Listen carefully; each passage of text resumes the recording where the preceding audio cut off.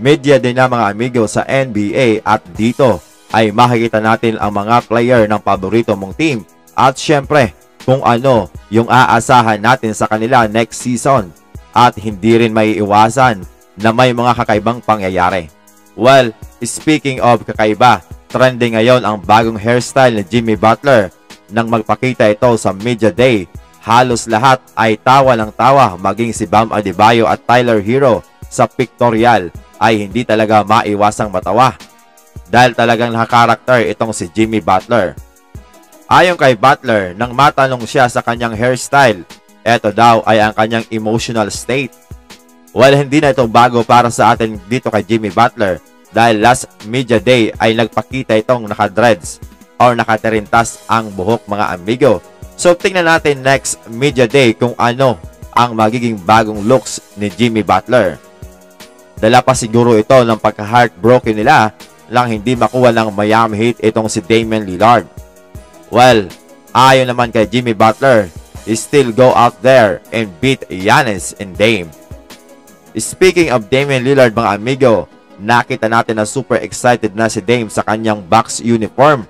At ayon kay Dame, ang kanilang pick and roll ni Giannis ay magiging unguardable.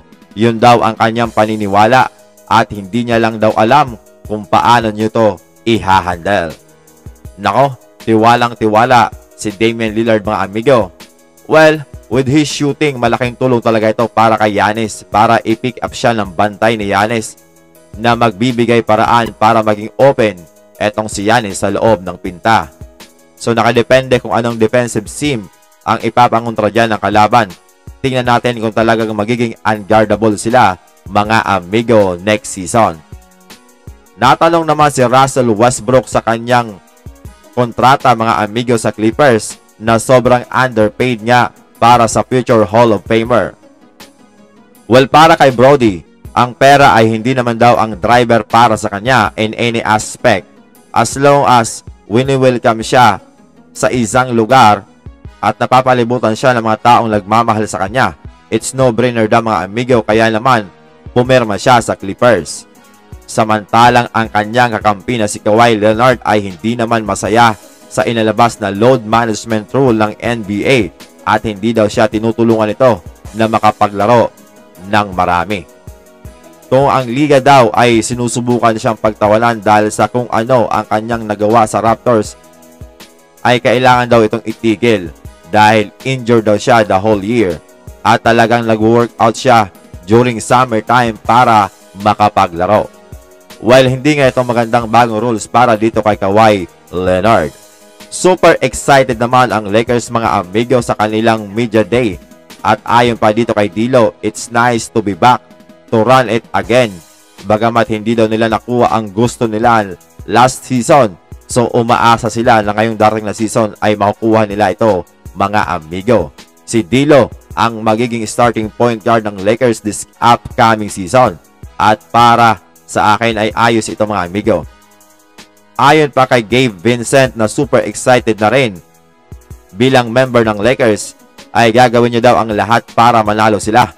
Wala siyang pake kung magiging starter siya o manggaling sa bench as long as manalo sila mga amigo. The same as Christian Wood mga amigo. Wala naman daw sinabi kung magiging starter man siya o manggagaling sa bench. Basta maglalaro siya ng maayos. At ang mahalaga daw mga amigo ay manalo sila sa bawat laro. Wala pa naman daw sinasabi si Coach Darvin Ham sa kanyang rule.